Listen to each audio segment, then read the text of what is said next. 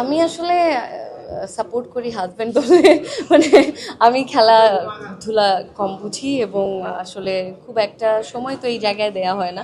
আমার জামাই Argentina support করে, আমি আর্জেন্টিনা সাপোর্ট করি এই। আমি আসলে আমারটা না বলে আমার হাজব্যান্ডেরটা বলতে পারি, বিকজ ওর মধ্যে আমি অনেক এক্সাইটমেন্ট দেখি এই বিষয়গুলো নিয়ে। সো ও আবার মানে মেসি ভক্ত একটা ছেলে। সো আমার যেটা হয়, আমি আগে এই বিষয়গুলোর সাথে ইনভলভ ছিলাম না, কিন্তু এখন দেখা যায় কিছুদিন পর পরও আমাকে ভিডিও দেখাবে, দেখো এই পাসটা কিভাবে দিল, দেখো এই গোলটা কিভাবে দিল, চিন্তা করছো কিভাবে দিচ্ছ। সো ওই জায়গা থেকে আসলে ও খুবই হোপফুল। সো ওর সাথে সাথে আমিও হোপফুল, মানে স্বামীর সাথে তাল মেলাতে হবে, এই তো নাকি। আমি যেহেতু নোয়াখাইলা মাইয়া, সো দ্যাটস ওয়াই আর কি নোয়াখাইলা মাইয়া করা।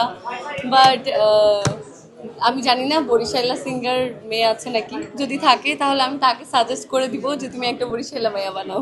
কাজটা আসলে করেছি খুব হুট করে মাথায় আসা, এবং কাজটা যখন আমাদের মিউজিকটা রেডি হয়ে যায় এবং আমরা মানে যারা এই প্রজেক্টের সঙ্গে জড়িত এবং আমার ফ্যামিলি, আমরা সবাই যখন গানটা শুনলাম, শোনার পরে তখন আমরাই আসলে সত্যি কথা যেটা ভাইব করছিলাম, অ্যান্ড মনে হচ্ছিল যে ওকে ফাইন, মনে হয় ভিন্নধর্মী কিছু একটা হয়ে গেছে।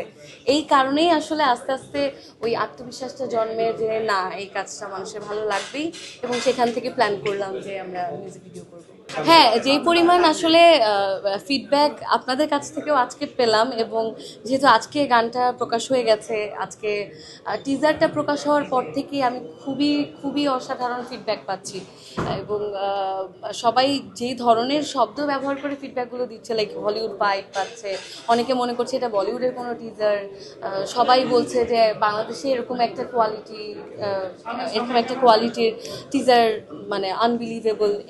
এই ধরনের ফিডব্যাক দেখে আসলে সাহসটা এবং আত্মবিশ্বাসটা আরও বেড়ে গিয়েছে, এবং আমার বিশ্বাস যে সবাই কাজটাকে খুব পজিটিভলি নেবে ইনশাল্লাহ।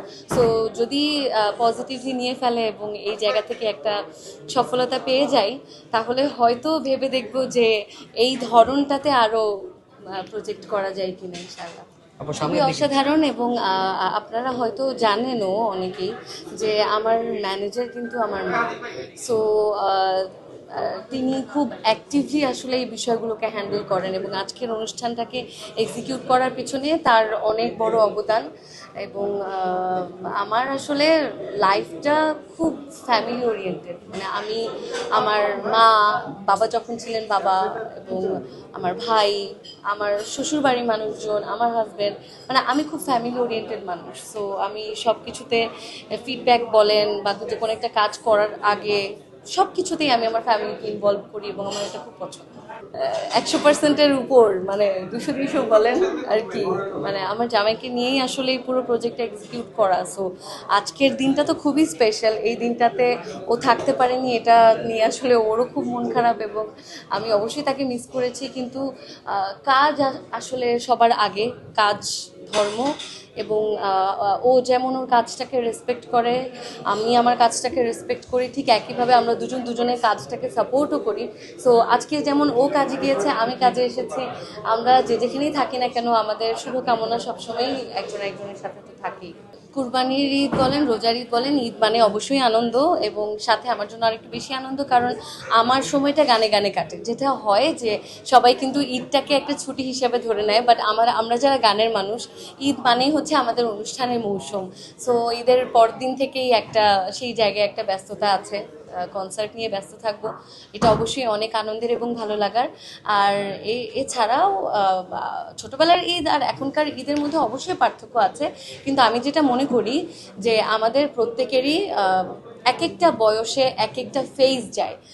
ধরেন আমরা স্কুল লাইফটা, শৈশবটাকে একভাবে উপভোগ করি, স্কুল লাইফ আরেকভাবে উপভোগ করি, এখন নিশ্চয়ই স্কুল লাইফের মতো উপভোগ করবো না, আবার কলেজ লাইফ একরকম, ভার্সিটি লাইফ একরকম। তো জীবনের প্রত্যেকটা ধাপ, প্রত্যেকটা অধ্যায়ে আনন্দটা এক একভাবে হয়। সো সেটাকে উপভোগ করতে পারলেই আসলে জীবন সুন্দর। তো ছোটবেলার ঈদ একরকম সুন্দর ছিল, এখন ঈদ অন্যরকম সুন্দর। কখন আসলে হাটে যাওয়া হয়েছে কিনা? না, হাটে আমার আসলে যাওয়া হয়নি। আরে ঈদ লাগছে মনে, খুশির জোয়ার সবখানে, আরে ঈদ লাগছে মনে, বিকাশ পেমেন্ট সবখানে।